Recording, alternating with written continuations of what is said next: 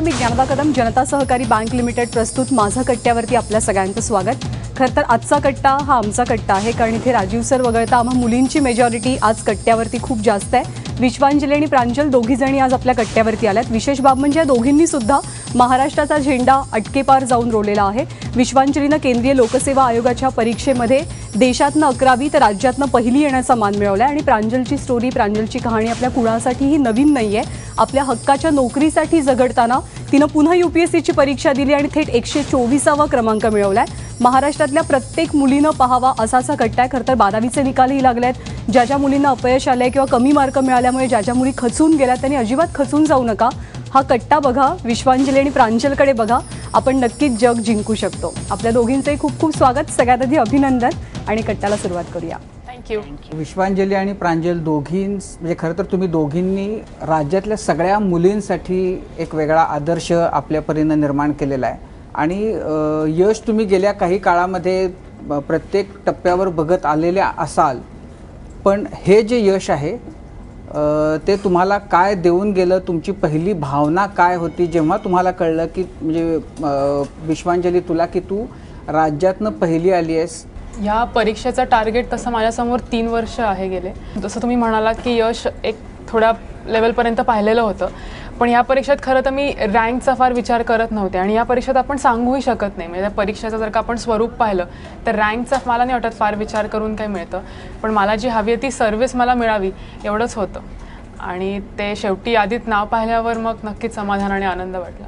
प्रांजल, तुझं सलग दुसऱ्यांदा तुझी कर्तबगारी दाखवलेली आहेस। मागच्याही खेपेला तू यूपीएससी क्लिअर केलं होतंस, तुला रेल्वेची सर्व्हिस मिळाली होती आणि त्याच्यामध्ये तुला ती नोकरी मिळवताना किती संघर्ष करायला लागला। परत यश मिळवल्यानंतरचा संघर्ष तो आम्ही बघितलेला आहे।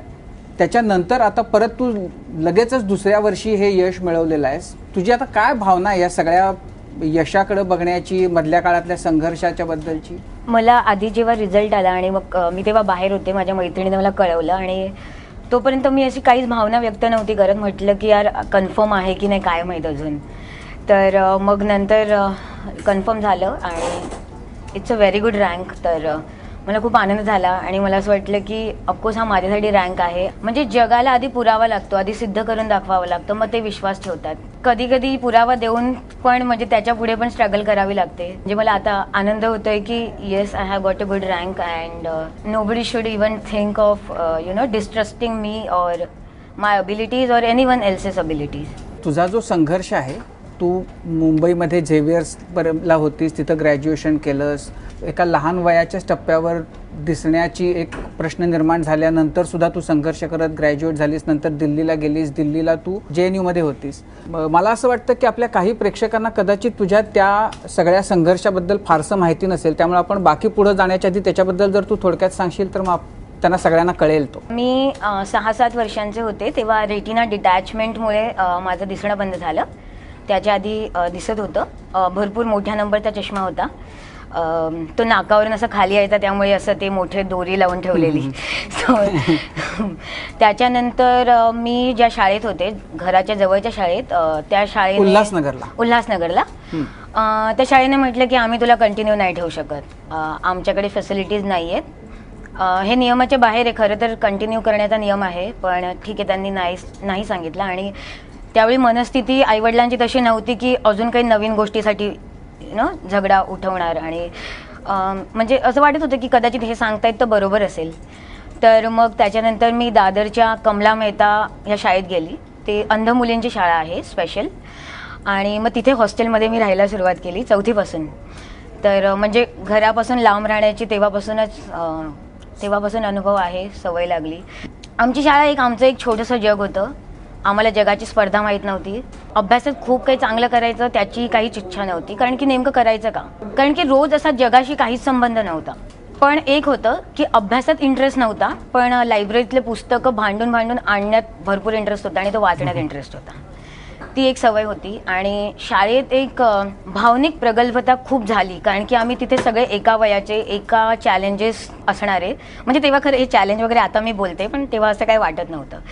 तर 10वीपर्यंत तिथे झालं आणि 10वीत आम्ही थोडाफार अभ्यास केला. आम्हाला थोडी काय वाटलं की हां कदाचित 10वीचा रिझल्ट ऐकतो काहीतरी आहे 10वी विशेष. थोडाफार अभ्यास केला आणि मग खरं तर माझा अभ्यासाच्या बाबतीतला खरा प्रवास तर 10वीपासून आणि 10वीनंतर सुरू झाला. आणि मी मराठी माध्यमातून शिकले, त्यामुळे मराठी साहित्य खूप वाचलं गेलं. म्हणजे बरं झालं शिकले, कदाचित त्याच्यामुळे वाचलं तरी मराठी. 11वीपासून इंग्लिश मीडियममध्ये गेले आणि 10वीपर्यंत मला पुस्तकं ब्रेलमध्ये उपलब्ध होती. माझी शाळेची पाठ्यपुस्तकं किंवा लायब्ररीची अवांतर वाचनाची पुस्तकं. 11वीपासून तसं काही मटेरियल उपलब्ध नव्हतं आणि माझ्यासाठी पूर्ण म्हणजे भाषा नवीन होती. म्हणजे साधं इंग्लिश नव्हतं येत तर पॉलिटिकल सायन्स किंवा सायकॉलॉजीवालं इंग्लिश कायच समजणार. तर घरून भरपूर सपोर्ट झाला, शिक्षकांनी पण सपोर्ट केला आणि खूप अभ्यास केला. कदाचित जेवढा मी आयुष्यभरात केला नसेल तेवढा मी 11वी-12वीत केला. आणि मग तेव्हा मी 12वीत माझ्या कॉलेजमध्ये आणि जिल्ह्यामध्ये पहिली आले. त्याच्यानंतर मी सेंट झेवियर्सला ॲडमिशन घेतली. 11वी-12वी कुठे केलंस? मी 11वी-12वी उल्हासनगरच्या CHM कॉलेजमधून केलं.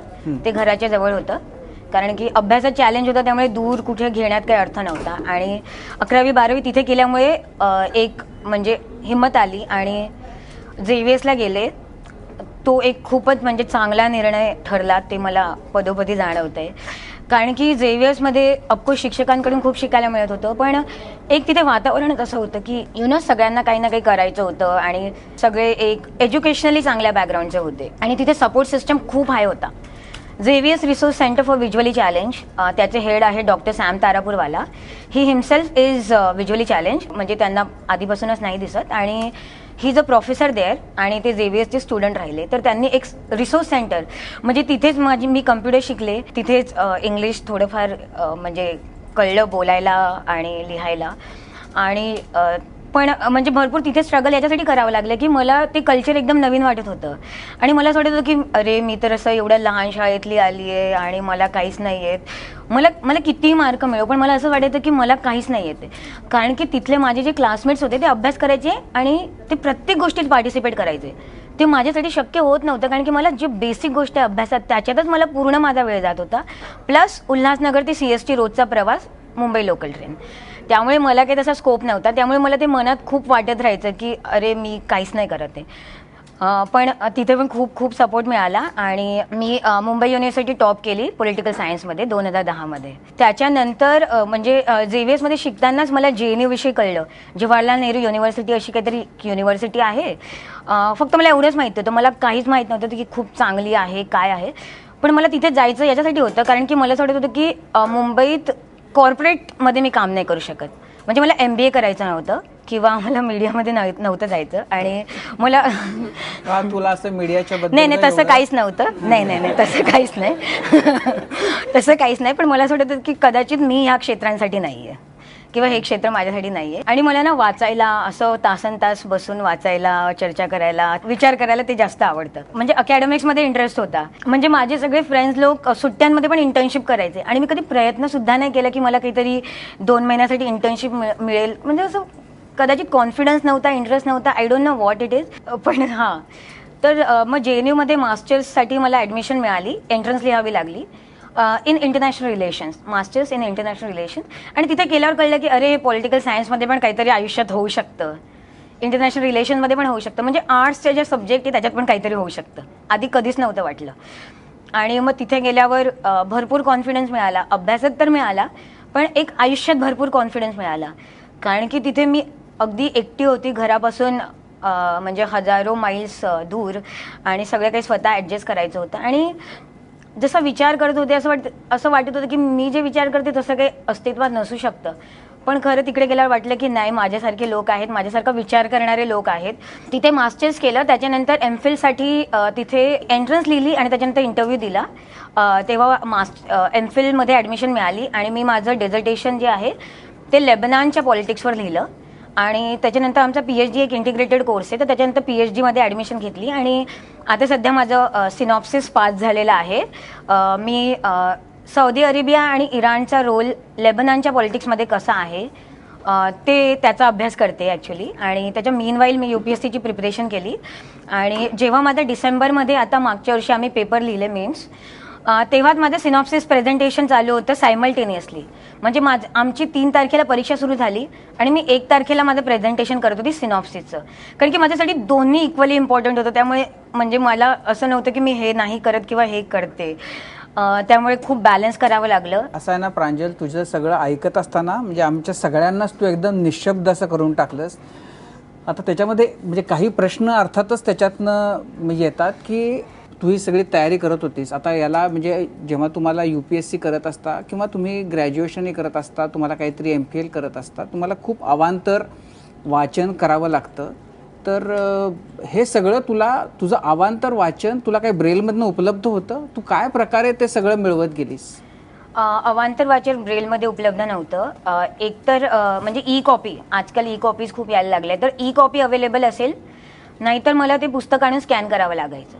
UPSCच्या अभ्यासात हे झालं की अशा भरपूर काही लोक ना नोट्स वाचतात. म्हणजे एखाद्या खूप काही टॉपरने खूप चांगल्या नोट्स लिहिलेल्या असतात आणि म्हणजे ते टेक्स्टबुक बनून जातं सगळ्यांसाठी.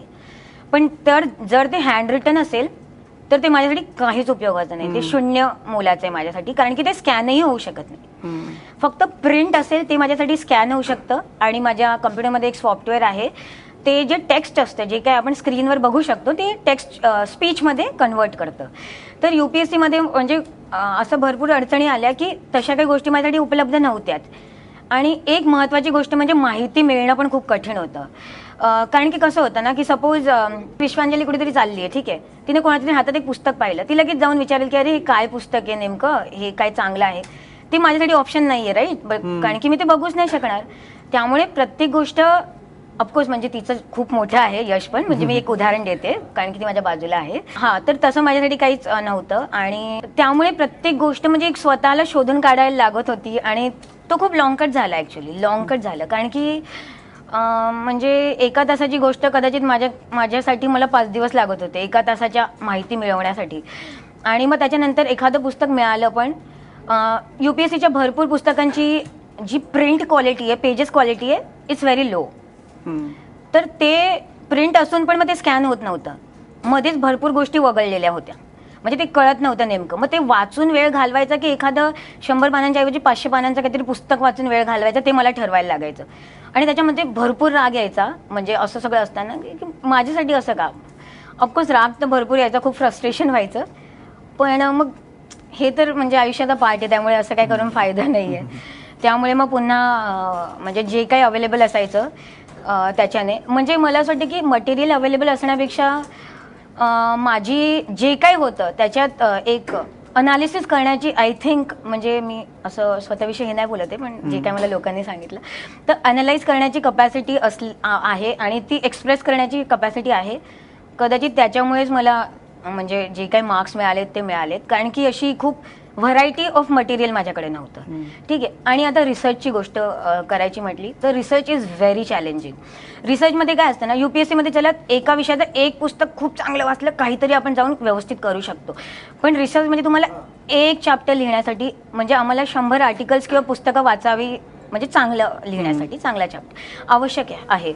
त्यामुळे ऑफकोर्स ऑनलाईन मिळतं, पण खूप चांगलं किंवा रिसर्च करायचं, त्यामुळे तुम्हाला भरपूर लायब्ररीजना व्हिजिट करावं लागतं. आणि अनफॉर्च्युनेटली आपल्या देशात काय माहीत, म्हणजे सिव्हिक सेन्स कमी की काय आहे, आय डोंट नो. कोणीही पुस्तक जे इश्यू करतं ना, वाचतं आणि ते त्याच्यात स्वतःच्या कमेंट लिहिणार, अंडरलाईन करणार, ते आपलं प्रायव्हेट पुस्तक नसताना देखील. आणि जे जे पार्ट अंडरलाईन केलं आहे, जिथे जिथे नोट्स लिहिलं आहे, त्या एखाद्या प्रिंटवर जर नोट्स लिहिलं आहे, ते स्कॅनमध्ये येणार नाही. म्हणजे एखाद्या पुस्तकातल्या महत्वाच्या गोष्टीच माझ्यासाठी अवेलेबल नाहीये. अच्छा, म्हणजे थोडा भागच येत नाही, तो भागच येणार नाही. म्हणजे विचार करा, जे महत्वाचं आहे, जे अंडरलाईन करण्याच्या लायकीचं आहे, ते मला वाचायला मिळणार नाही. आणि मी प्रत्येक ठिकाणी कारण तर नाही देऊ शकत ना. माझं म्हणजे जर मी सिद्ध करून पण मला नोकरी नाही मिळत, कधी असं होतं, तर मग कारण कुठे देण्याचा स्कोप आहे. आणि शेवटी जगात सगळ्यांबरोबर तुम्ही उभा आहात, त्यामुळे प्रत्येकाच्या लेवलनेच तुम्ही करायला म्हणजे हवंय. त्यामुळे असे भरपूर चॅलेंजेस आहेत. तू जे आत्ता हे सांगितलेस प्रॉब्लेम आलेले, स्कॅन करायला प्रॉब्लेम येतात, लोक अंडरलाईन करतात, ते तुम्हाला स्कॅन करता येत नाही. तर असे जे काही प्रॉब्लेम आहेत तर ते होऊ नयेत. इथून पुढं जर का कोणी असं तुझ्यासारख्याच व्यक्ती असतील ज्यांना हा अभ्यास करायचा आहे, त्याच्यासाठी तू काही करणार आहेस का, किंवा काही केलं पाहिजे, काही लोकांनी एकत्र येऊन करता येईल असं काही आहे?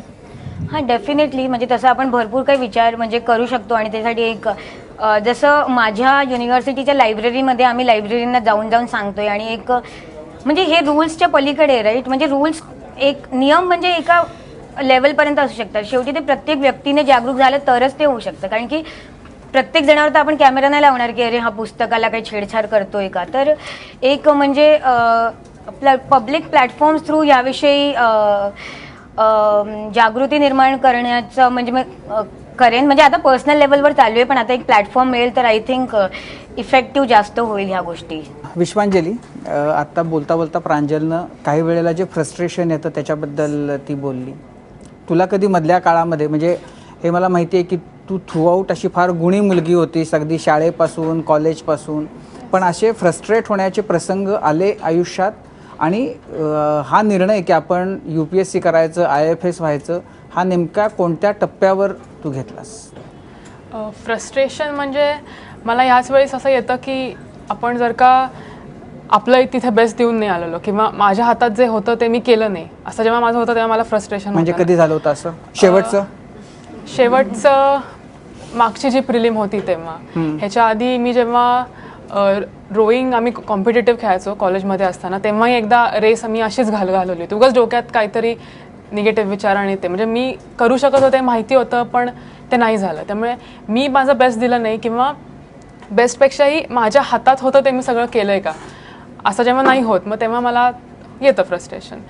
ह्या प्रोसेस मात्र एवढं कुठल्याही म्हणजे ॲक्च्युली आपण तसं करायला पाहिजे, पण UPSC करताना एवढं ठरवलं होतं की I am not going to suffer through it. कारण तसं केलं तर मग तो काही आनंद वाटतच नाही. म्हणजे छान हसत खेळत अभ्यास करून मग नाही तर मग ते सॅक्रिफाईस नाही वाटलं पाहिजे. नाही तर मग मी हे का करते, मला हवंय म्हणून मी इथे आली आहे. त्यामुळे त्यातनं मी सफर नाही करणार आहे, छान हॅपी राहून अभ्यास करून मग काय जो काही रिझल्ट लागेल तो. शाळेत असताना मी अभ्यास करायला मला खूप आवडतो, म्हणजे जनरलीच एक बसून वाचत राहायचं किंवा आपापलं ॲनालाइज करायचं असं. त्यामुळे ते एक होतं. कारण की UPSCला एक बेसिक मिनिमम तरी काहीतरी स्किल्स आपल्यामध्ये लागतात.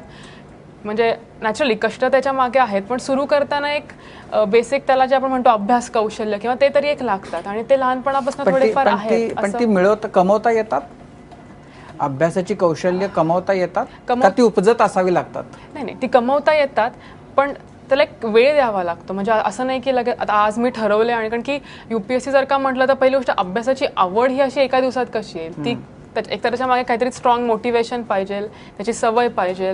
त्यानंतर प्लॅनिंग हे सुद्धा आपण 4-5 वेळा करून ते यशस्वीरित्या त्याचं इम्प्लिमेंटेशन केलं असेल तर आपण आता करू शकतो. त्यामुळे त्याची एक सवय पाहिजे. नॅचरली ते आपल्याला काही उमजत असतात आणि काही आपण ती डेव्हलप करतो.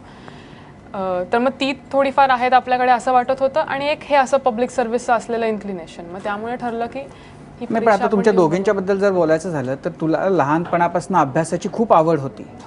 आणि प्रांजलच्या बाबतीत प्रांजलला 10वी नंतर अभ्यासाची आवड निर्माण झाली. 10वी पर्यंत वाचनाची आधीच होती. तुमच्या दोघींमधला आणखीन एक समान दुवा म्हणजे तुम्ही दोघी जणी ट्युशन बिशनच्या पासून लांब राहिलेले आहात.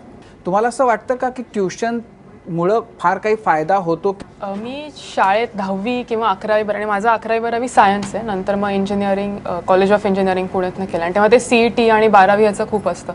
आणि तेव्हा असं असतं की म्हणजे वेड्यात काढतात नाही तर आपल्याला लोक की क्लास नाही लावत आहे किंवा ही काय खूप ओव्हर कॉन्फिडंट आहे का. मला माझ्या शिक्षकांनी सांगितलं ज्यांच्याकडे मी गायडन्स केला, असं म्हणजे कॉलेजमधले शिक्षक, की एवढं सांगाल का. तर तेही मला असं कधी कधी असं व्हायचं की नक्की तू क्लास नाही लावणार आहेस का.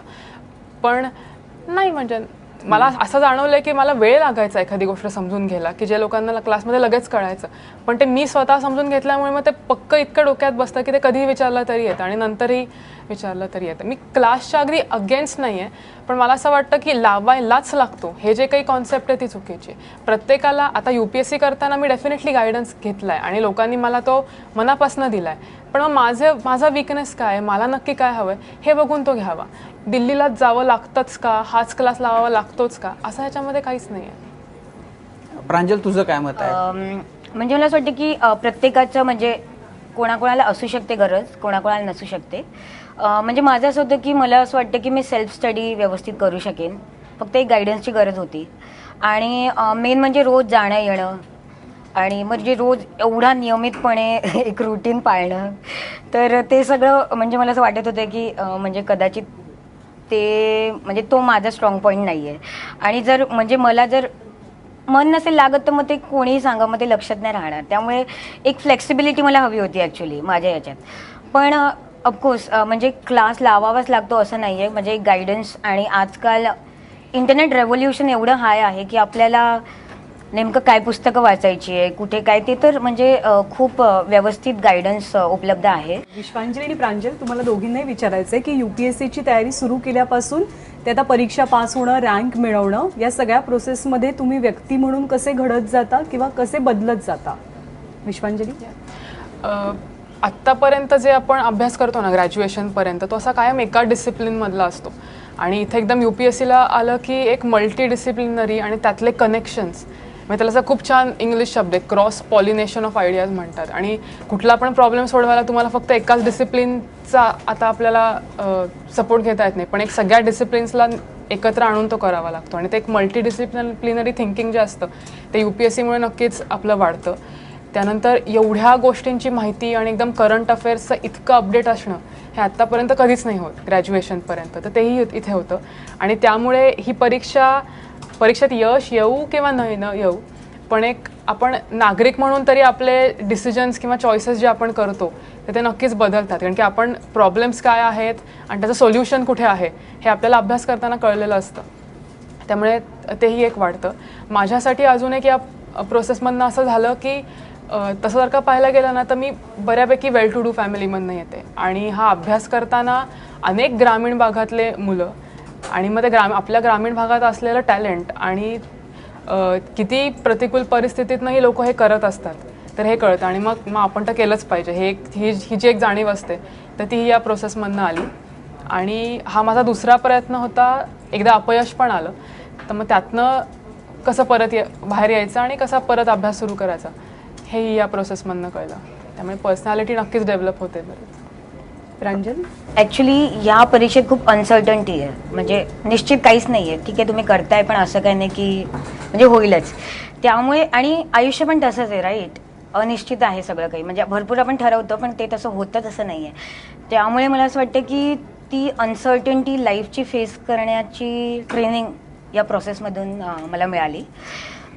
आणि दुसरी गोष्ट म्हणजे पेशन्स डेव्हलप, ही पण एक गोष्ट डेव्हलप झाली. आणि मल्टीडिसिप्लिनरी अप्रोच, की प्रत्येक गोष्टीचे 10 अंग असू शकतात आणि त्या सगळ्या गोष्टींनी, त्या सगळ्या दृष्टिकोनाने एखाद्या गोष्टीकडे बघणं खूप आवश्यक आहे. म्हणजे त्याचं कळलं. आणि काही काही विषय होते जे भूगोल, म्हणजे मला असं वाटायचं की अरे यार हे म्हणजे का अभ्यास करायचा, याचं काय नेमकं आणि त्याच्यासाठी ऑफकोर्स माझ्याकडे लिमिटेशन्स होते, कारण की मॅप आणि ॲटलस हे सगळं काही माझ्यासाठी अवेलेबल नव्हतं. आणि शाळेपासून असं वाटायचं की याचं काय एवढं महत्त्वाचं नाही आहे. ठीक आहे, पण आता खूप वाटलं. ऑफकोर्स रिस्पेक्ट आधी पण होता, पण त्याच्यानंतर खूप रिस्पेक्ट वाढला. आणि आधी मी सेम गोष्टी सांगितल्या असत्या तरी कदाचित लोकांनी ऐकल्या नसत्या, पण आता मी तेच सांगते, आता ते लोक ऐकतील. त्यामुळे म्हणजे कुठेतरी एक फक्त सिस्टममध्ये एंट्री करण्याने पण एवढा काही भरपूर म्हणजे मी इम्पॅक्ट करू शकते, काहीतरी एक थोडीफार इन्स्पिरेशन होऊ शकते, त्याचा एक आनंद आहे. माझा प्रश्न प्रांजलला आहे, रेल्वेतल्या नोकरीसाठीच तुझा आग्रह का होता, का अटॅचमेंट आहे अशी रेल्वे? ओके, तर रेल्वे तर ते लहानपणापासून रेल्वे पाहिले आपण, राईट. म्हणजे रेल्वेनेच मामाच्या गावाला जायचो आणि सगळं काही रेल्वेने. तर ठीक आहे, अटॅचमेंट हा वेगळा भाग आहे. पण सगळ्यात आधी तर म्हणजे मला रेल्वे सर्व्हिस मिळालेली, राईट. म्हणजे ती माझ्या रँकच्या अनुसार होती आणि ती नाही मिळाली, फक्त एवढं होतं. म्हणजे कदाचित रेल्वेच्या जागी दुसरं पण काही असतं ना तरी म्हणजे मग ते म्हणजे माझ्यावर अविश्वास ठेवला गेला, म्हणजे माझ्या क्षमतेवर अविश्वास दाखवला गेला, ते ॲक्च्युली होतं. आणि त्याच्यामुळे मला ती नोकरी हवी होती.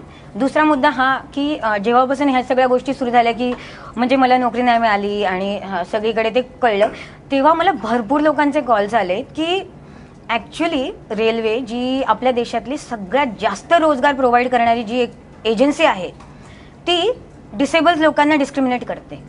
ते हातापायाने असो, डोळ्यांनी असो. म्हणजे मला असं भरपूर लोकांचे फोन आले की they have qualified the exam, वेगवेगळ्या लेवलचे असतील, group B, group C, whatever, आणि डिसेबिलिटीवाल्या कोट्यात पण तूनच त्यांनी एक्झाम दिली आणि स्टील त्यांना सांगितलं की तुम्हाला नाही मिळू शकत.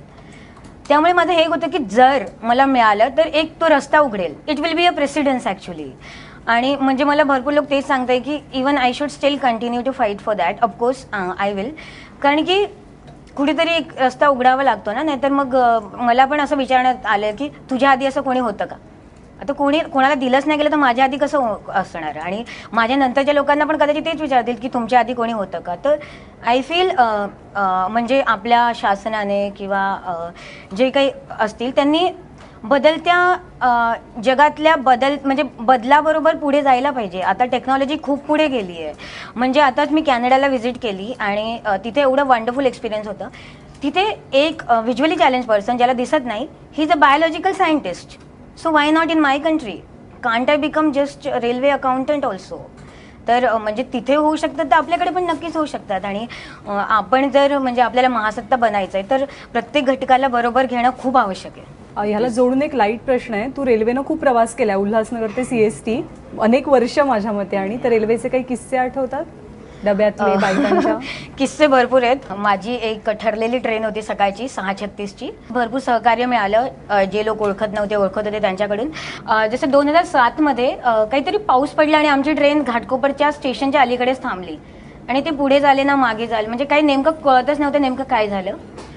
मग काही लोक उतरून चालण्याचा विचार करत होते, असं भरपूर काय झालं. आणि ते जवळजवळ 3-4 तासांनी ती ट्रेन शेवटी म्हणजे घाटकोपर स्टेशन जे म्हणजे नजरेतच होतं लोकांच्या, पण नव्हती तिथे.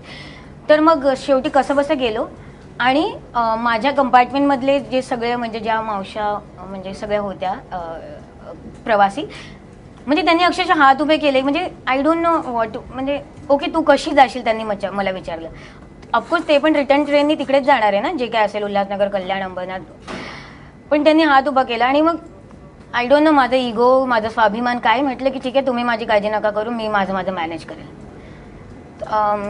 असं झालं. आणि म्हणजे भरपूर चांगले पण झाले ऑफकोर्स, त्याच्यामुळेच तेवढं करू शकले मी. म्हणजे एखादी अडचण आली तर कसं ना आपलं एकदम बदलून जाते मेंटॅलिटी. तर कदाचित ते नाही झालं तर चांगलं होईल. UPSCचा अभ्यासक्रम हा खूप व्यापक आहे. तुम्ही अभ्यास करताना हे तुमचं प्लॅनिंग कसं होतं? म्हणजे कमी कालावधीत तुम्ही हे यश संपादन केलं? UPSCमध्ये नॅचरली की त्याचा सिलेबस खूप जास्त वास्ट आहे. आणि फक्त सिलेबसच नाही, पण ती प्रोसेस जरी आपण पाहिली ना तर प्रिलिम, मग मेन्स, मग इंटरव्ह्यू, आणि हे नाही झालं तर परत पहिल्यापासून सुरू करायचं. माझं असंच होतं की एकदम आत्ताच डायरेक्ट इंटरव्ह्यूचा किंवा रिझल्टचा विचार नाही करायचा. Take 1 day at a time. आजचं काय तेवढं फक्त बघायचं, नाही तर अख्खा सिलेबस कधी कव्हर होणार. आणि असं मला सुरुवातीला झालं की मला वाटायचं की आता 1 महिन्यात सगळं संपायला पाहिजे, म्हणून मी असं ते धरसोड असते असं व्हायचं. पण नंतर म्हटलं की शांत, आजच्या दिवसाचं काय, मग एका आठवड्यात काय, मग महिन्यात काय, आणि मग वर्षात काय. त्यामुळे taking 1 day at a time हे खूप महत्त्वाचं मला वाटलं. आणि प्लॅनिंग करताना मला कुठले विषय आवडतात, कुठले येतात, कुठले जरा थोडंफार करावं लागेल आणि मग येतील, असं एक त्याचं सेग्रिगेशन करून मग कुठले आधी घ्यावे लागतील, कुठले नंतर, असं साधारण केलं. आणि जसं प्रांजल आत्ता म्हणाली की इथे रिव्हिजन खूप करावे लागतात आणि त्या बोर नाही होत. म्हणजे मला तर नाहीच झालं, कारण की माझं आधीचं बॅकग्राऊंड इंजिनिअरिंगचं असल्यामुळे मी हे सगळेच सब्जेक्ट्स परत वाचले की मला ते अजून काहीतरी वेगळ्या प्रकारे समजायचे. त्यामुळे रिव्हिजनला मग किती वेळ द्यायचा, ह्या परीक्षेत परत आपलं रायटिंग स्किल चेक होतं, तर मग लिहिण्यावरती किती वेळ आपण देणार आहोत, आणि मग नंतर वाचणार किती आहोत. त्यामुळे साधारण असं प्लॅनिंग होतं. मग आपले रिसोर्सेस कुठले, आपण कुठल्या रिसोर्स पर्सन्सना भेटणार आहोत, त्याची प्रॅक्टिस कधी करणार आहोत आणि रिवाईज कधी करणार आहोत, असे एक 4 घटकांमध्ये ते डिवाईड करून मग प्लॅनिंग केलं होतं. प्रांजल, आता तुझं लोकलमधला जो अनुभव सांगितला की अशा अनेक अनुभव येतात, पण अशा वेळेला मॉरल सपोर्ट करणारं कोणीतरी आपल्याला हवं असतं. तर तुझ्या आयुष्यामध्ये असं कोण होतं की ज्यांनी कायम तुला सपोर्ट केला, कायम तुला पाठिंबा दिला आणि कायम तुझ्यासोबत राहिलं? ऑफकोर्स आई वडील. म्हणजे हा किस्सा तर मी त्यांना सांगितला नव्हता, त्यांना मागच्याच वर्षी कळलं इंटरव्ह्यूत सांगितलेला तेव्हा, कारण की मला भरपूर राग आलेला त्या गोष्टीचा, त्यामुळे मला ती सांगावीशी पण वाटत नव्हती. पण of course moral support, for example जेव्हा मी JVSला जायला सुरुवात केली आणि तिथे म्हणजे मी अगदी मराठी मीडियमची आणि मराठी फॅमिलीतली, त्यामुळे म्हणजे मला असं वाटायचं की मला काहीच येत नाही. म्हणजे सगळं विसरले की हां मी कॉलेजमध्ये एवढे मार्क्स मिळाले होते किंवा एवढं काही मेहनत केली आहे, सगळं विसरायचं. आणि मग मला काहीच येत नाही आणि मी घरी येऊन रोज रडायचे आणि मी आईला सांगायचे की मला काहीच येत नाही आणि मला माहीत नाही मी इथे काय आहे, मी काय करते नेमकी. आणि तेव्हा म्हणजे मला सांगायचं आहेत ना घरी की असं नाही, तुला असं वाटतंय, फक्त तुला असं वाटतंय, तू फक्त मनातून ही गोष्ट काढून टाक, मग ते बरोबर होईल. तर ऑफकोर्स म्हणजे फॅमिलीच्या सपोर्टशिवाय तर म्हणजे त्यांचा कॉन्स्टंट मॉरल एव्हरीथिंग ना, constant moral, financial, visible, invisible support होता. आणि माझा भाऊ तो माझ्यापेक्षा लहान आहे आणि I don't know he has some very काहीतरी वेगळ्या लेवलची मॅच्युरिटी ॲटलिस्ट माझ्या बाबतीत त्याच्यामध्ये आणि ही ऑलवेज सपोर्टेड मी आणि इवन UPSCच्या दरम्यान की म्हणजे ठीक आहे मी करते आणि मी सगळ्यांना सांगायचे बघा मी करते पण होईल की नाही ते नाही माहिती ठीक आहे म्हणजे असं मनाची तयारी सगळ्यांची करून ठेवत होते पण म्हणजे माझ्या घरच्यांचा आणि माझ्या मित्रमंडळींचा म्हणजे माझा स्वतःवर जेवढा विश्वास आहे त्याच्यापेक्षा जास्त आहे आणि मला त्याचंच आश्चर्य वाटतं आणि खरं तर मला असं वाटतं की मी त्यांच्या विश्वासामुळेच करू शकते जे काही करू शकते. विश्वांजली, तू महाराष्ट्र सरकारचं जे दिल्लीमध्ये प्रशिक्षण असतं त्याचाही फायदा घेतला आणि त्याचाही उपयोग केला असं आम्ही वाचलंय, ते खरं आहे का आणि त्याचा तुला किती उपयोग झाला त्या सगळ्या पद्धतीत? महाराष्ट्र सरकारचा म्हणजे मॉक इंटरव्ह्यू तिकडे एक दिला होता माझा. 6 एप्रिलला फायनल इंटरव्ह्यू होता. तर तिकडे आपले महाराष्ट्रातले अधिकारी जे दिल्लीमध्ये त्यांचं पोस्टिंग आहे तर ते एव्हरी सॅटर्डे संडे त्या कालावधीमध्ये येऊन तिथे महाराष्ट्र सदनला जिथे आम्ही राहत होतो तिथे ते एक मॉक इंटरव्ह्यू घेतात आणि मग नंतरचा फीडबॅक. त्यामुळे 2 एप्रिलला मी तो तिथे दिला आणि मग 6 एप्रिलला माझा फायनल इंटरव्ह्यू होता. त्याचा फायदा असा झाला की म्हणजे मी अभ्यास सगळा इथे गेला होता पुण्यात, त्यामुळे इथून आपण देशाकडे कसं बघतो आणि तिकडून आपल्याकडे लोक कसं बघतात आणि देशाकडे कसं बघतात हे आता आपल्याला इथे बसून नाही कळत. त्यामुळे तिथे गेल्यावर इथे कसं आपण एक रिजनल ओरिएंटेशननी उत्तरं देतो. तर तिथे गेल्यावर त्यांनी मला सांगितलं की तुला मे बी हे इम्प्रूव्ह करावं लागेल किंवा कम्युनिकेशनमध्ये थोडंसं इथे जास्त क्लिअर व्हावं लागेल. आणि कालच आम्हाला आमचे मार्क कळले, आधी फक्त रँक्स कळले होते आणि इंटरव्ह्यूला तसा चांगला स्कोर आला माझा, त्यामुळे झाला नक्की. खरं तर विश्वांजली आणि प्रांजल या दोघींशी आपल्या गप्पा ऐन रंगात आल्यात. बऱ्याच गोष्टी त्यांच्याकडनं जाणून घेणं अजूनही बाकी आहे, पण एक छोटासा ब्रेक घेतोय. बघत रहा जनता सहकारी बँक लिमिटेड पुणे प्रस्तुत माझा कट्टा.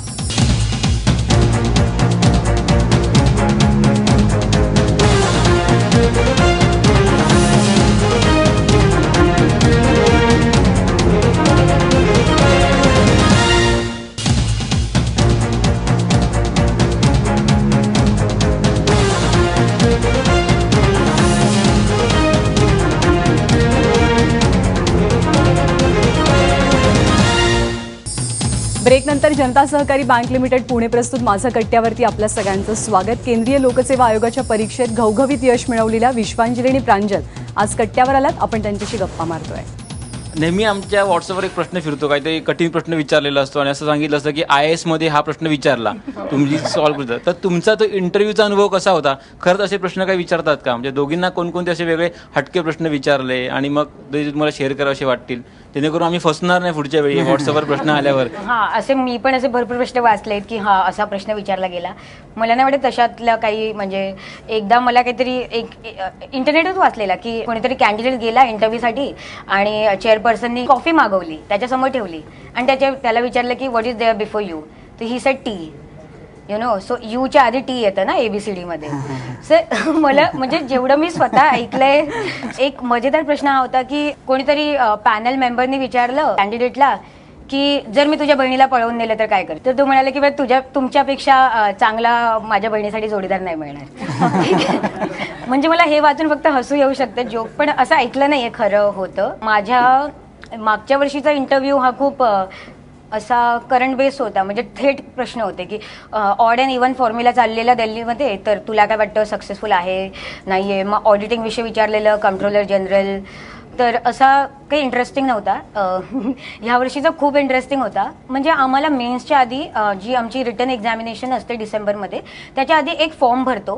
त्याच्यात आपल्या आवडी विचारल्या जातात, त्याच्यात आपल्या एज्युकेशनल बॅकग्राऊंड विचारलं जातं, अचिव्हमेंट्स विचारल्या जातात, मातृभाषा, म्हणजे प्रत्येक पॉसिबल गोष्ट जी आपल्याविषयी आहे ती विचारली जाते. आणि तो फॉर्म त्या लोकांकडे असतो, म्हणजे जे पॅनल मेंबर्स असतात त्यांच्याकडे तो फॉर्म असतो. आणि प्रश्न म्हणजे कदाचित त्याच्यातलेच येतात, म्हणजे असं पण होतं की त्याच्यातले नाही पण येत. तर ह्यावर्षी मला बऱ्याचपैकी माझ्या बॅकग्राऊंडवरून प्रश्न आले. मला एक प्रश्न शेअर करायला आवडेल. तर त्यांनी मला विचारलं की खूप लोक आर्ग्यू करतायत की पॉलिटिकल सायन्स हे सायन्स नाही आहे, याचं नाव ना बदललं पाहिजे, एक काहीतरी पॉलिटिकल स्टडी, पॉलिटी असं काहीतरी ठेवलं पाहिजे, तुला काय वाटतं? तर मग तेच माझं उत्तर होतं की आज प्रत्येक डिसिप्लिन आहे ती स्वतःला एक सायन्स म्हणून ओळख मिळवण्याचा प्रयत्न करते, एक ऑब्जेक्टिव्हिटी आणण्याचा प्रयत्न करते. मग मी सांगितलं की पॉलिटिकल सायन्समध्ये पण भरपूर प्रयत्न झाले आहेत, बिहेवियरलिझम आहे आणि आता सर्वे आहे, सॅम्पल मेथड आहे. त्याचं आधी डिफाईन करतो की ह्या लोकांचा आम्ही प्रश्न विचारणार आहे, तर एक सायंटिफिक अप्रोच देण्याचा प्रयत्न करतात. तर ते म्हणाले की ते तर ठीक आहे, पण तू त्या लोकांना कसं पटवशील, कारण की तिथे प्रयोगशाळा नाही आहे, पॉलिटिकल सायन्समध्ये प्रयोगही होत नाही, तुला म्हणजे कसं काय त्यांना पटवशील. तर मग मी सांगितलं की हे डिपेंड करतं की आपण नेमकी प्रयोगशाळा म्हणजे आपल्यासाठी काय आहे. तर म्हणजे एक 4 भिंतींची रूमच फक्त प्रयोगशाळा आहे की काय नेमकं. तर मी सांगितलं की माझ्यासाठी पूर्ण जग एक प्रयोगशाळा आहे आणि आपण आयुष्यभर दिवसभर प्रयोगच करत राहतो भरपूर. आणि कारण की हे सोशल सायन्स आहे, तर ऑफकोर्स याच्यात पण रूल्स आहेत. ते रूल्स कधी कधी प्रूव्ह होतात, डिस्प्रूव्ह होतात. हे फंडामेंटल सायन्सेस सारखं सायन्स नाही आहे, but definitely political science is a science and I do support the nomenclature of this discipline. Vishwanjali, तुला कोणते प्रश्न विचारले होते इंटरव्ह्यूला?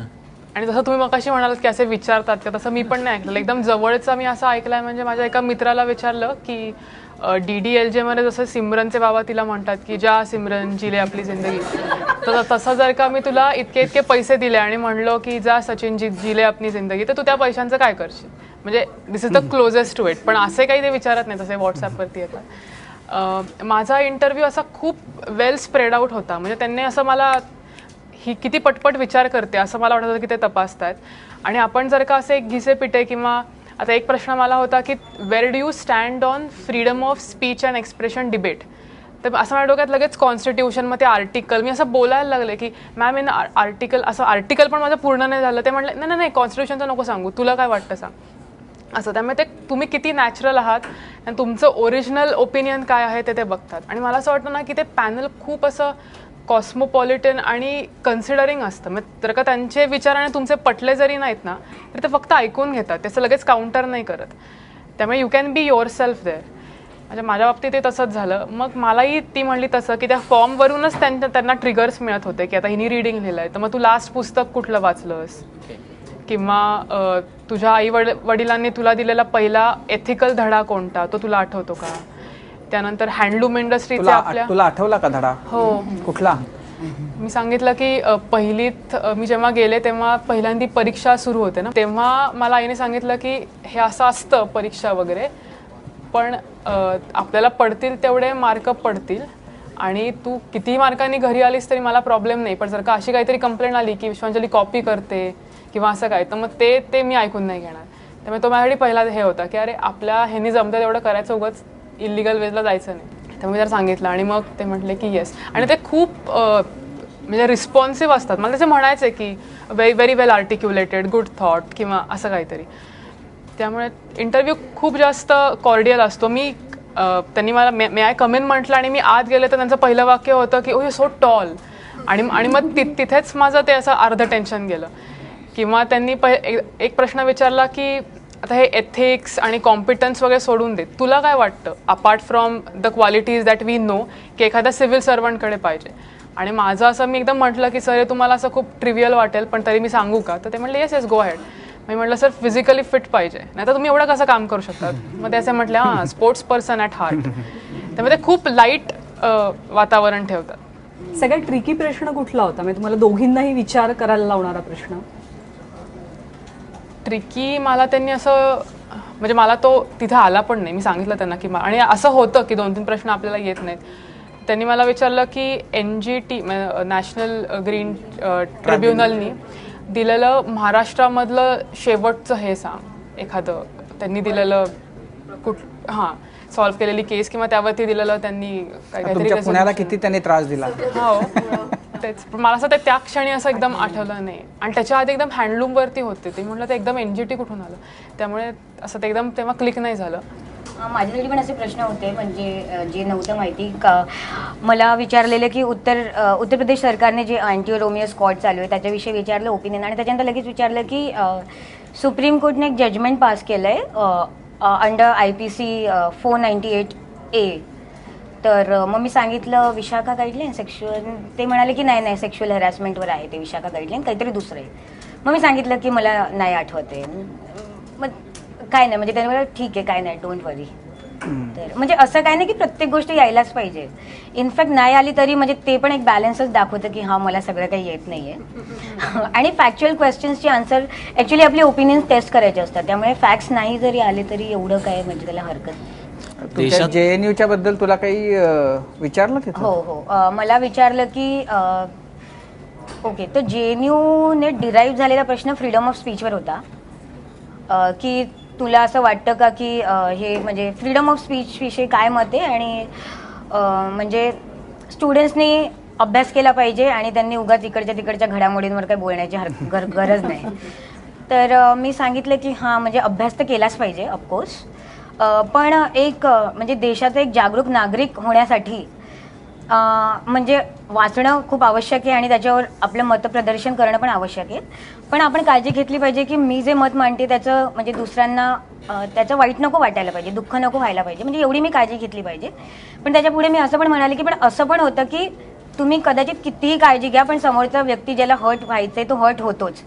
तर मग कदाचित ह्या बाबतीत जास्त काय आपण करू नाही शकत, बट हां, it should be our always motivation की हां, no one should get hurt. आणि मला दुसरा प्रश्न हा होता की खूप राज्यांमध्ये विद्यार्थ्यांच्या निवडणुका आहेत त्याच्यावर बंदी आहे, तर तुला नाही वाटत का याच्यावर बंदी झाली पाहिजे? तर मग मी सांगितलं की हां, म्हणजे भरपूर ठिकाणी हिंसेचा वापर होतोय आणि पैसा आणि मसल पॉवर ह्या सगळ्यांचा उपयोग होतोय, तर म्हणजे ही काही एक सकारात्मक गोष्ट नाही आहे ही, वी कांट वेलकम इट. पण म्हणजे पूर्ण बॅन करण्यात म्हणजे त्याचा कदाचित सोल्युशन नाही आहे, कारण की JNU सारख्या जागेत एक इश्यू बेस्ड इलेक्शन होताना पण आम्ही पाहिलं आहे. तर अशा स्टुडंट इलेक्शन्सना प्रमोट केलं पाहिजे आणि त्याचं दाखवलं पाहिजे की असे पण इलेक्शन्स होऊ शकतात आणि एक प्रॉपर रेग्युलेशन्स घेतलं पाहिजे की असं व्हायलन्स वगैरे नाही होणार. ही खूप महत्त्वाची गोष्ट आहे, त्याच्यामुळे आपल्याला आपले नवीन नेते मिळत राहतात स्टुडंट इलेक्शन्स थ्रू. तर त्यांनी मला सांगितलं की हा एकच प्लॅटफॉर्म नाही आहे स्टुडंट आपले लीडर्स मिळायचं आहे, it is not the only arena. तर मी म्हटलं की हां sir, I definitely agree to you, there are many other ways where we can get our leaders, but this is one of the most important ways. आणि असं नाही की जी व्यक्ती इलेक्शन कंटेस्ट करते त्याच्यासाठीच लिडरशिप डेव्हलप होते असं नाही आहे. जे नाही कंटेस्ट करत आहे, आम्ही फक्त जे वोट करतोय, जे जवळून डिबेट बघतोय, त्यांच्यासाठी पण हे खूप शिकायला भरपूर मिळतं आणि कदाचित क्लासरूमपेक्षा पण बाहेर भरपूर काही एकमेकांच्या ओपिनियन्सने शिकायला मिळतं. तर हां, म्हणजे काय माहीत, म्हणजे कदाचित ते अग्री होते वाटतं. विश्वांजली, तू पब्लिक सर्व्हिसमध्ये येताना म्हणजे जनरली हल्ली सगळ्यांचा पहिला प्रेफरन्स म्हणजे पूर्वी तो IFS होता पण आता IAS झालेला आहे. तू IFS घेण्याच्या मागचं काय कारण होतं? तुला IAS मध्ये इंटरेस्ट नाही? मला लहानपणापासून असं वाटायचं की आपल्याकडे काही क्वालिटीज म्हणजे कधी पण घरी म्हणा किंवा फ्रेंड्सच्या ग्रुपमध्ये म्हणा, I always end up being the peace maker. म्हणजे कधी पण असं काही झालं ना की ते निगोशिएट करून बरं ठीक आहे, चला एक मिडल पाथ काढा आणि बस आता, असं जे असतं ते मी लहानपणापासून असं मला वाटतं की मी ते करायचे आणि ते ह्या सर्व्हिसला लागतं. त्यानंतर एक जो आपण म्हणजे एखाद्या फॉरेन सर्व्हिसमधल्या ऑफिसरचा एक अहवाल तयार करणे, एक चांगला एक रिपोर्ट सबमिट करणे, हे पण एक असतं आणि ते एक लिहायला एक मला आवडतं आणि स्पेशली असं फॉर्मल रायटिंग. आणि फॉरेन सर्व्हिस स्वतःची पण एक सर्व्हिसचं जे काही प्रोफाईल आहे ते पण जर का आपण आत्ता पाहिलं तर आत्ताच्या काळात आणि भारत आता इथून पुढे कुठे असेल हे जर का पाहिलं तर एक रूल शेपर म्हणून भारताची जी काही भूमिका आहे ती वाढायलाही हवी आणि ती वाढेलही. त्यामुळे त्या सर्व्हिसमध्ये आपण जावं असं वाटलं. आणि फॉरेन सर्व्हिस आणि नॅशनल डेव्हलपमेंट या दोन काय अशा सेपरेट गोष्टी नाही आहेत, म्हणजे दे आर इंटरलिंक्ड आणि फॉरेन पॉलिसीचा पण आपण नॅशनल डेव्हलपमेंटमध्ये उपयोग करू शकतो. आणि एक भारतासारख्या देशाला पण रिप्रेझेंट करण्याचं जसं थ्रिल असतं ते पण मला अपिलिंग वाटत होतं. पण म्हणजे तो सेकंड मुद्दा आहे. पण पहिलं हे होतं की ती सर्व्हिस पण आत्ताही महत्त्वाची आहे आणि इथून पुढे ती अधिक महत्त्वाची होईल. तुला प्रांजल IASच व्हायचं होतं? हां, मला IAS व्हायचं होतं. ऑफकोर्स माझं बॅकग्राऊंड एक इंटरनॅशनल रिलेशन्स आहे आणि मी जेवढ्या IFSना म्हणजे ऐकण्याची संधी मिळाली आहे यूट्यूबवर असो, different interviews, they are very impressive and म्हणजे खूप अट्रॅक्टिव्ह आहे आणि त्यांचं बोलणं म्हणजे एक प्रोफेसरच्या तोडीने असतं आणि त्यांचं ज्ञान पण म्हणजे ग्लोबल सिव्हिलायझेशनकडे तर आपण वळतोच आहे definitely. 21st century will be the century of entire humanity. It won't be of India और चायना और युरोप और US. तर ते आहे. पण एवढंच आहे की ही IFS म्हणून टॉपवरून खाली काम करेल आणि मी खाली टॉपवर काम वा, करेल. That's it. वा, वा. प्रांजल, आपण बघतो गेल्या काही दिवसात 10वी 12वी साधारण अशा परीक्षांमध्ये पण थोडंफार अपयश आलं तर लगेच आत्महत्या वगैरेकडे विद्यार्थ्यांचा ओढा असतो. तू एवढ्या सगळ्या टफ याच्यातनं सिच्युएशनमधनं गेली, एवढं मोठं यश मिळवलं, तू काय सांगशील अशा विद्यार्थ्यांना? म्हणजे असं विद्यार्थ्यांना, त्यांच्या पालकांना, त्यांच्या शेजाऱ्यांना, नातेवाईकांना, सगळ्यांना मला हे सांगायचं की जे परीक्षा हे काही आयुष्याचं मोजमाप नाही आहे बरं का. म्हणजे जे ॲपलचा जो ओनर होता स्टीव्ह जॉब, म्हणजे ही हार्वर्ड ड्रॉप आउट, म्हणजे ड्रॉप आउट आहे, त्यांनी कधी कॉलेज पण पूर्ण नाही केलं आहे. आणि म्हणजे एकदम परीक्षा आणि परीक्षेत पहिलं येणं, एवढेच मार्क, म्हणजे ह्या गोष्टींचा खूप मोठा बाऊ नाही करायला पाहिजे. आणि तसं केल्यामुळे ना तो अभ्यासातला आनंद हरपून जातो. म्हणजे आपण एक टेन्शन घेऊन अभ्यास करतो, तर म्हणजे आपलं आयुष्य त्याच्यापेक्षा भरपूर, एखाद्या परीक्षेपेक्षा ती कोणतीही असो, ती 10वीची असो किंवा UPSC असो, ते आयुष्य त्याच्यापेक्षा भरपूर काही अमूल्य आहे. आणि फक्त कधीही कोणत्याही परीक्षेला, कोणत्याही अपयशाला स्वतःला डिफाईन करू देऊ नका. म्हणजे अपयश तर प्रत्येकाला येतं, असं कोण आहे की अपयश नाही येत कोणाला. म्हणजे असं काही नाही की अपयश एकदम परीक्षेत, ते रोज पण येतं, थोडं थोडं येतं. जे आम्ही ठरवतो ते होत नाही. आणि असं थोडी नाही की मी आज परीक्षा पास झाली तर सगळं काही माझं झालंय, राईट. हीच फक्त सुरुवात आहे. त्यामुळे म्हणजे आत्महत्या वगैरे असा बिलकुल म्हणजे असा विचार नाही केला पाहिजे. आणि स्वतःवर विश्वास ठेवला पाहिजे. अशी वेळ पण येऊ शकते की तेव्हा कोणीच विश्वास नाही ठेवत आहे, कोणीच नाही. त्यामुळे आपण स्वतःवर विश्वास ठेवला पाहिजे. आणि आईवडिलांनी पण, म्हणजे परीक्षा एक खूप स्पर्धेचं रूप आलं आहे, मला असं वाटतं ते कमी होण्याची खूप गरज आहे. कारण की किती लोकांपैकी आपण म्हणजे 10वीत काय अभ्यास केला ते किती आपण रोजच्या आयुष्यात कामाला येत आहे, म्हणजे खरं विचार करायला गेलो तर. त्यामुळे म्हणजे परीक्षा, त्याच्यातले मार्क आणि नापास पास याला खूप काही मोठा बाऊ नाही करायला. विश्वांजली, तू काय सांगशील? मलाही तेच वाटतं की आपण अभ्यास म्हणजे अगदी शाळेपासून नाही, असं काय परीक्षेसाठीच करतो. म्हणजे कुठला पण सिलेबस असला, letter writing is for 5 marks. तर लेटर रायटिंग असं मार्क्समध्ये कसं मग एखाद्याला लेटर रायटिंगच आवडत असेल आणि ते 5च मार्काला असेल 100पैकी, म्हणजे झालं, त्याचं काहीच नाही, असं कसं ना. मला ते 12वीतही वाटायचं की thermodynamics for 12 marks, P block for 3 marks, ठीक आहे, we can ignore P marks, let's do thermo, असं कसं ना. त्यामुळे सगळा अभ्यास आपण फक्त परीक्षेसाठी जेव्हा करतो तेव्हा मला असं वाटतं की हे असं होईल, म्हणजे अभ्यास as an end in itself and not a means to some परीक्षा, असं जेव्हा आपण करू तेव्हा हे असं होणं कमी होईल. आणि तसं मी आत्ता UPSCलाही केलं, जसं मगाशी म्हणलं की फार आपण रँकचा विचार करायला लागलो ना की मग ते सगळं सफरिंग वाटतं त्या प्रोसेसचं. त्यामुळे अभ्यास आवडतो आणि अभ्यासच माझ्यासाठी एंड आहे असं नॅचरली. आता ही परीक्षा आहे, प्रोफेशनल अप्रोच ठेवावा लागतो आणि त्याचा क्वेस्ट ऑफ नॉलेज आणि अभ्यासाची मेथडॉलॉजी याचा असं एक मध्ये गोल्डन मीन काढावा लागतो डेफिनेटली. पण अगदी ते रिझल्ट आणि त्याच्याशी अटॅच आपला इगो करायचा, मग ते झालं तर मग काहीतरी चांगलं वाटणार, नाही झालं तर अगदीच आपण डिप्रेस होणार, असं प्रांजल, तुझ्या बोलण्यात 2-3दा मराठी मीडियमचा उल्लेख झाला आणि आपल्या ग्रामीण भागातल्या विद्यार्थ्यांना सुद्धा कायम UPSCची भीती इंग्लिश कम्युनिकेशनमुळे वाटत असते की आपल्याला इंग्लिशमध्ये कम्युनिकेट करता आलं नाही, पुढे इंटरव्ह्यूला नाही जाता आलं तर काय. तर तू प्रांजल कुठल्या भाषेत इंटरव्ह्यू दिला होता आणि या परीक्षेदरम्यान तुला कितीदा इंग्लिश कम्युनिकेशनची गरज? कारण आपण लिहिलेलं वाचू शकतो, समजू शकतो, पण कम्युनिकेशनमध्ये बरेचदा प्रश्न येतात. कम्युनिकेशन इंग्लिशमध्येच असावं असं काही गरजेचं नाही आहे. UPSC आपल्या मातृभाषेत देऊ शकतो, मराठीतून देऊ शकतो. म्हणजे मी जेव्हा ज्या पॅनलमध्ये होते इंटरव्ह्यू द्यायला, तिथे एक कन्नड मुलगा होता आणि त्याला हिंदी आणि इंग्लिश अजिबात नव्हतं कळत, पण त्याने इंटरव्ह्यू दिली. त्यामुळे आपल्याला इंटरप्रिटर मिळतो आणि हा कम्युनिकेशन इंग्लिशमध्येच असावा असं बिलकुल बाऊ नाही आहे.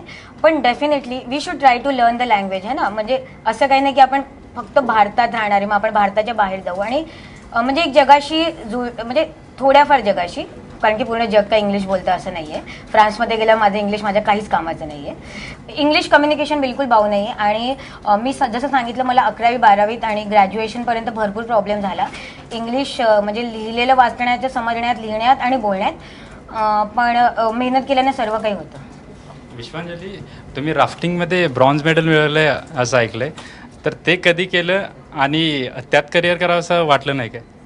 ॲक्च्युली ते रोईंगमध्ये होतं आणि COEPला जो बोट क्लब आहे तर तिथे कयाकिंग आणि रोईंगच्या फॅसिलिटी आणि तिथे नदी जाते आमच्या कॅम्पसमधून, त्यामुळे आणि बोट क्लबमध्ये खूप बोटी पण आहेत, तर आम्ही ते करायचो. आणि हे सगळं ग्रॅज्युएशनच्या लेवलला झालं. आणि मी आमच्या बोट क्लबवरती असं कंपल्सरी, नॅचरली ते कुठेही असतं की स्विमिंग यावं लागतं, कारण की ती बोट जर का कॅप्साईज झाली तर काय हे नसतं आपल्याकडे जॅकेट. कयाकिंगला घालतो लाईफ जॅकेट, पण रोईंगला नाही. आणि मला येत नव्हतं. पण असं मला तिथे वाटलं की आता हे 4 वर्ष एवढी फॅसिलिटी असताना आपण जर काही केलं नाही तर हे नंतर आपण खूप रिग्रेट करणार आहे. त्यामुळे पहिल्या वर्षी तर ते स्विमिंग शिकण्यातच गेलं आणि मग नंतर ती टेस्ट ती पण मी 3दा दिली आहे. म्हणजे UPSC असं ते खूप वेळा नाही, ते पण पहिल्यांदा अशीच दिली की बाबा चल भीती जाईल म्हणून उतरले. मला माहिती होतं मला स्विमिंग येत नाही तरी. मग नंतरचे 2 असंच काहीतरी होते, मग शेवटी तिसऱ्यांदा मी ते झालं. आणि म्हणजे खूप प्रचंड चांगला अनुभव होता रोईंगचा, कारण माझी स्पोर्ट्सची आधीपासून थोडी बॅकग्राऊंड आहे, काहीतरी मी कायम खेळायचे. पण इथे असं ते खूप चांगले मित्रमैत्रिणी झाले आणि जे टीम एफर्ट असतं आणि माझी जी पार्टनर होती आम्ही दोघी एकाच पोटीमध्ये करायचो, तर त्या रोईंगनी खूप काही काही शिकवलं आणि मी खूप ठिकाणी मध्ये टुर्नामेंटसाठी गेल्यामुळे बाहेरच्या राज्यातलेही लोक भेटले.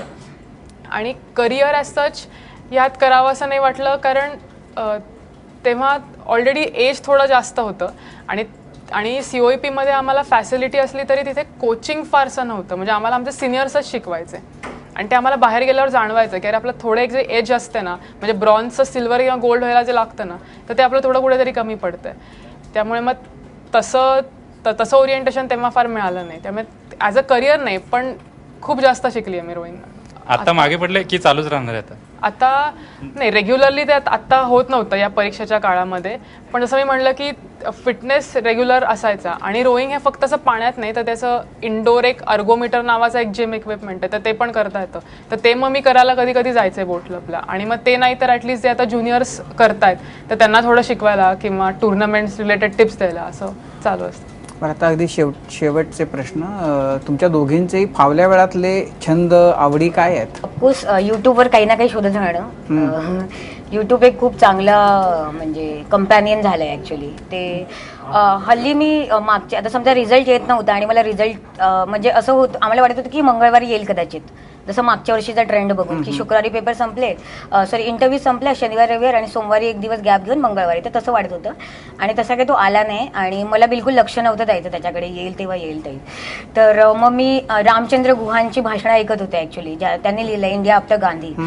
तर मला पुस्तक पण वाचायचं होतं, ते काही झालं नाही अजून सध्या, पण मग मी त्यांची भाषणं ऐकत होते आणि गाणी ऐकायची आणि म्हणजे फ्रेंड्स बरोबर वेळ घालवणं खूप आवडतं आणि हवं ते रीड करायला. असं नाही की हे सांगितले ते, म्हणजे जे नाही सांगितले ते रीड करायला आवडतं. अच्छा, खरं ती म्हणली ते अगदी बरोबर आहे की उलट हे वाचू नको म्हणलं ना की किंवा, आणि मला असं अजिबात आवडत नाही लोक म्हणतात नाही नाही हे पुस्तक एवढं काही खास नाही, असं आधीच सांगितलेलं मला अजिबात आवडत नाही, कारण की आपण ते त्या अँगलनी बघायला लागतं. त्यामुळे मलाही वाचायला आवडतं. माझ्या भावाशी गप्पा मारायला मला खूप आवडतात आणि त्यालाही मी त्याला काय म्हणते की तू आता द्यायला लागलास ना UPSC तुझं पण होईल, कारण की इतकं आम्ही त्याच्यावरती चर्चा करायचो. मित्रमैत्रिणी नक्कीच, आणि ह्या प्रोसेसमध्ये पण त्यांनी खूप मदत केली आहे आणि ह्या सर्कलमधल्या पण आणि त्याच्या बाहेरच्याही मित्रमैत्रिणी. पण बाकी गाणं बजावणं, सिनेमे? मला हॉलमध्ये सिनेमा बघायला भरपूर आवडतो. लॅपटॉपवरती थोडा कमी आवडतो, कारण की त्याच्यातनं उठण्याची खूप म्हणजे वाटतं की आता मी अर्धा नंतर बघते, आता झोपते. त्यामुळे हॉलमध्ये जाऊन. आणि मला हे सांगायला आवडेल की मागचे जे 2 वर्ष होते UPSCचे प्रिपरेशनचे, ते माझ्या आयुष्यातले सगळ्यात प्रोडक्टिव्ह वर्ष मी म्हणायला लागेल. अभ्यासाच्या बाबतीत पण आणि खूप मज्जा करण्याच्या बाबतीत पण. सगळ्यात जास्त सिनेमे तर मी या 2 वर्षात बघितले. सगळ्यात जास्त म्हणजे ऑफकोर्स आधी पण फ्रेंड्स होते, पण जी एकदम खूप क्लोज लाईफ लॉंग फ्रेंडशिप झाली.